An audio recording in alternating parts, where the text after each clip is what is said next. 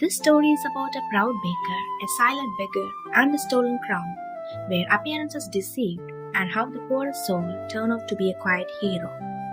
Once upon a time, in a bustling kingdom, surrounded by mountains and rivers, there lived a young baker named Aidan. He was skilled, proud of his bakery, and loved by the villagers for his delicious bread and sweet rolls. Every morning he would wake before sunrise and fill the streets with the warm scent of freshly baked goods. But there was one thing Aidan couldn't stand, the sight of a certain old beggar. The man was old, dirty, and half blind. Every morning he would sit near Aidan's bakery and ask for food. "Can you spare me some bread?" he'd croak. Aidan always refused. "You sit and do nothing at all. You smell of the streets, and why should I give you anything?" The beggar would simply smile and say, "Because one day you will learn the value of what you can't see." Aidan scoffed.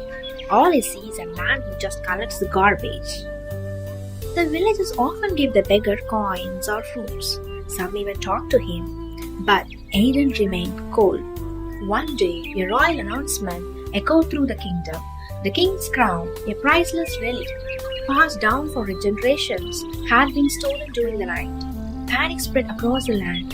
The palace offered a massive reward for its return. God searched every home, market, stalls, and alley. Suspicion fell upon everyone, including strangers and travelers. Aidan watched from his bakery window as soldiers questioned the villagers. That evening, as he was closing his shop, he noticed the beggar was gone. For the first time in months, the step outside his bakery was empty. He chuckled. He ran away like the thief he probably is. But as the days passed, the beggar didn't return. A week later, Aidan decided to take a shortcut through the woods while delivering the bread to a nearby village. Midway through his journey, dark clouds rolled in, rain poured, and he stumbled over a root, twisting his ankle badly.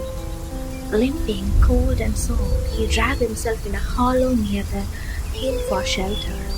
To his shock, inside sat the same beggar, calm and dry, tending a small fire under the overhang of rock. The beggar looked up and smiled gently. "Seems the wind blew you here to my bakery." Aidan, embarrassed and in pain, he said nothing. "Your ankle's swelling. Sit, warm up," the beggar said. With shame, Aidan accepted it. The beggar took out a leather pouch and crushed some herbs between his palms. Mixing it with mud, he gently wrapped Aidan's ankle. "You know herbs?" Aidan asked, surprisingly. The beggar nodded. "I was once a healer long ago." That night, Aidan couldn't sleep. He watched as the beggar cooked wild roots and offered him a share. Then he noticed something even more strange. The beggar pulled out a cloth bundle. Inside was a shining golden crown. Aidan's eyes widened. "That's the king's crown." The beggar nodded. "I took it." Aidan stood up furious. "You are a thief. You will be arrested, maybe executed." The beggar didn't flinch. "I didn't steal it. I found it in the forest, abandoned under a tree. Someone tried to hide it, perhaps during the god's chase." "Then why don't you return it?" The beggar stared into the fire and he said, "Because they wouldn't believe me. Who will believe a beggar?" Aidan lowered his eyes. For the first time, he truly saw the man before him, not a beggar, but someone weathered with time, rich in experience and carrying a dignity.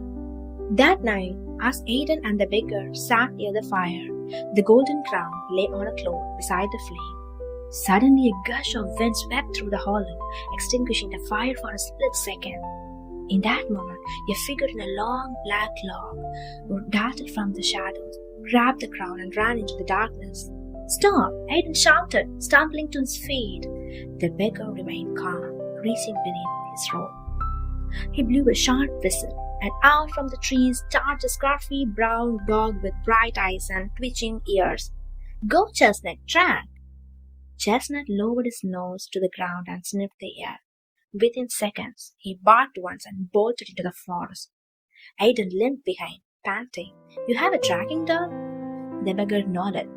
"He only obeys the honest. Be careful what you say around him."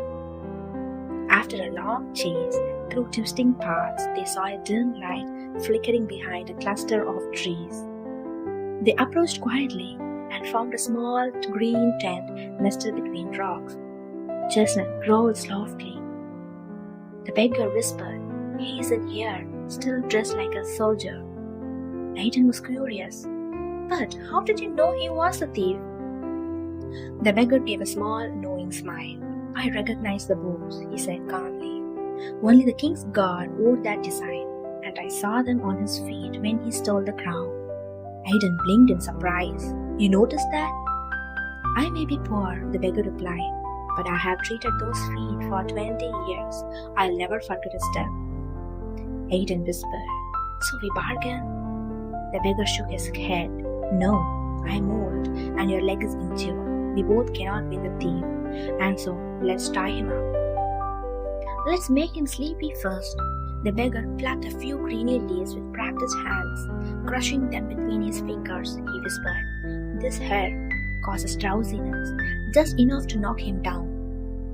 Beside him, the baker watched in stunned silence, realizing there was far more this beggar could do. Quietly, they sprinkled the powder onto a small piece of bread and left it beside the tent, pretending to sneak away. Minutes later, the tent flap moved. The man peeked out, snatched the bread, and took a bite, not suspecting a thing. Within moments, his head drooped. He stumbled forward and fell down. "Now," the beggar said, "we'll tie him." Aiden looked around and spotted a fishing rope hanging from a tree branch. Together, they quickly tied the thief's arms and legs. By the time the thief woke, he was bound and glaring at them. Aiden crouched beside him. "Who are you?" The thief spat. "I was a palace guard, fired for being lazy." The beggar folded his arms. "So you stole the king's crown?" The thief sneered. "Yes, I was loyal for 5 years, and what did I get? Mocked, replaced, forgotten. When I saw the crown left unguarded in the garden that night, I took my chance." Just as they prepared to take the thief back to the palace, a flash of steel glinted in the darkness. Another man emerged from the trees, another cloaked figure.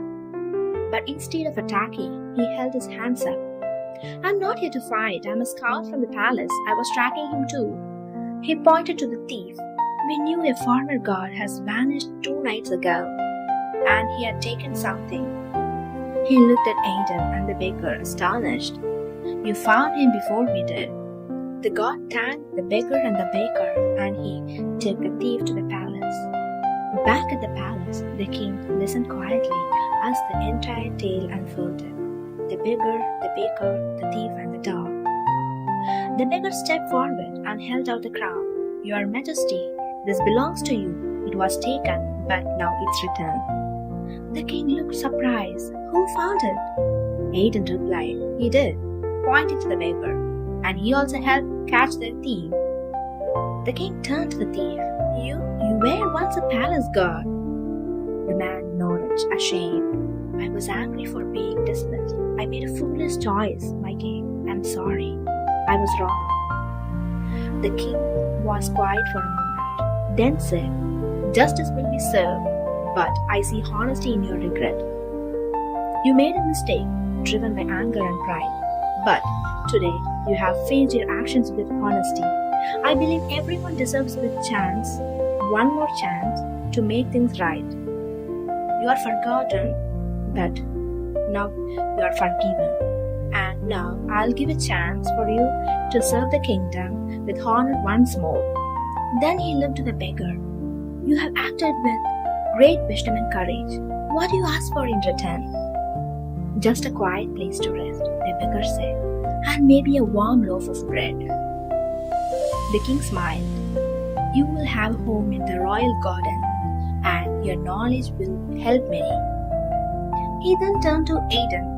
"You misjudged him, yet stood by him in the end. Your bakery will now serve the palace. You are the royal baker." Aiden nodded humbly and with happiness. As for Aidan, he awarded the title of Royal Baker with a kitchen twice the size and a bench outside that read, "For the hunger, the hurt, and the forgotten, you are welcome here."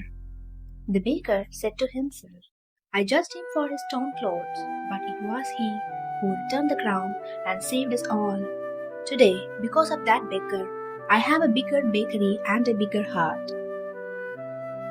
In our real life also, we often meet people who don't look important. Maybe they are quiet, dress simply, or seem to have nothing to offer. But just like in this story, appearances can be deceiving. That one person you ignore today could be the one who helps you tomorrow. The baker judged the beggar by his looks and almost lost a chance to do the right thing. But life gave him another shot, and in the end, he gained more than he never expected. In your own journey also, remember to treat everyone with respect. You never know whose story might change your life. Thanks.